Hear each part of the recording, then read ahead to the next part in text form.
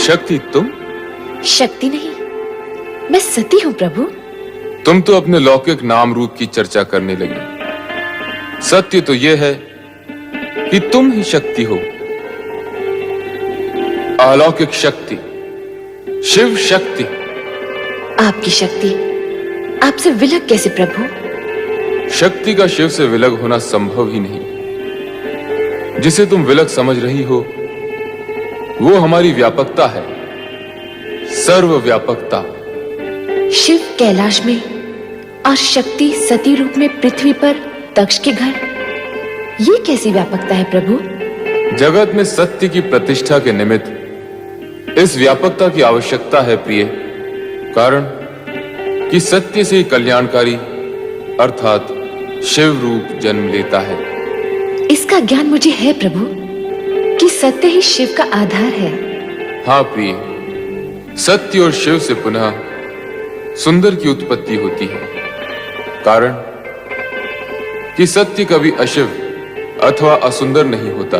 प्रभु, ये ज्ञान भी मुझे है कि आपका सत्यम शिवम सुंदरम रूप ही जगत में व्याप्त है। इसका मूल आधार तो तुम ही हो देवी। मैं? यदि शक्ति न होती तो सत्य स्थिर न होता। शक्ति के कारण ही सत्य की रक्षा होती है, शिवम प्रशस्त होता है और सुंदरम व्यापक होता है। प्रभु, आपने तो सत्यम शिवम सुंदरम का संपूर्ण श्रेय शक्ति को अर्थात मुझे ही दे डाला।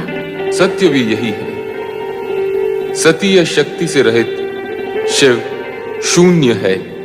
ये भी तो सत्य है प्रभु कि शिव से रहित शक्ति का अस्तित्व भी शून्य है। दोनों एक दूसरे के पूरक हैं। दोनों में सापेक्षिक संबंध है। स्थिति ऐसी है तो फिर ये अपूर्णता क्यों? अपूर्णता कैसी प्रिय? आप लौकिक रूप में कैलाश पर और मैं लौकिक व मानव देह में दक्ष प्रजापति के घर। मानव देह के कारण मानवीय गुण व कामनाएं भी हमारे साथ हैं देवी। किंतु तुम्हें इस सत्य का ज्ञान तो होगा ही कि हमारा ये लौकिक व अलौकिक